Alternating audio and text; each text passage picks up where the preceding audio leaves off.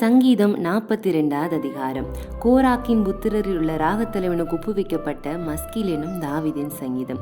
மானானது நீரோடைகளை வாஞ்சித்து கதறுவது போல் தேவனே என் ஆத்துமா உம்மை வாஞ்சித்து கதறுகிறது.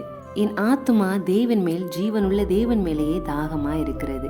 நான் எப்பொழுதும் தேவனுடைய சந்நிதியில் வந்து நிற்பேன். உன் தேவன் எங்கே என்று அவர்கள் நாள்தோறும் என்னிடத்தில் சொல்லுகிறபடியால் இரவும் பகலும் என் கண்ணீரே எனக்கு உணவாயிற்று.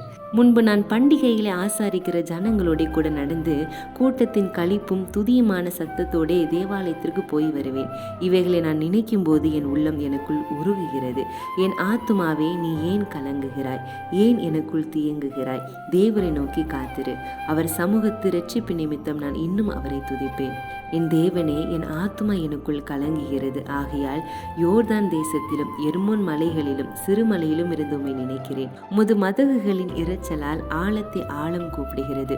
உமது அலைகளும் திரைகளும் எல்லாம் என் மேல் புரண்டு போகிறது. ஆகிலும் கர்த்தர் பகற்காலத்திலே தமது கிருபையை கட்டளையிடுகிறார். ரா காலத்திலே அவரை பாடும் பாட்டு என் வாயில் இருக்கிறது. என் ஜீவனுடைய தேவனை நோக்கி விண்ணப்பம் செய்கிறேன். நான் என் கண்மலையாகி தேவனை நோக்கி, ஏன் என்னை மறந்தீர்? சத்துருவினால் ஒடுக்கப்பட்டு நான் ஏன் துக்கத்துடன் திரிய வேண்டும் என்று சொல்கிறேன். உன் தேவன் எங்கே என்று என் சத்துருக்கள் நாள்தோறும் என்னோட சொல்லி என்னை நிந்திப்பது என் எலும்புகளை உருவ குத்துகிறது போல இருக்கிறது. என் ஆத்துமாவே, நீ ஏன் கலங்குகிறாய்?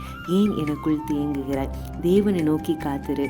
என் முகத்திற்கு இரட்சிப்பும் என் தேவனுமாய் இருக்கிறவரை நான் இன்னும் துதிப்பேன்.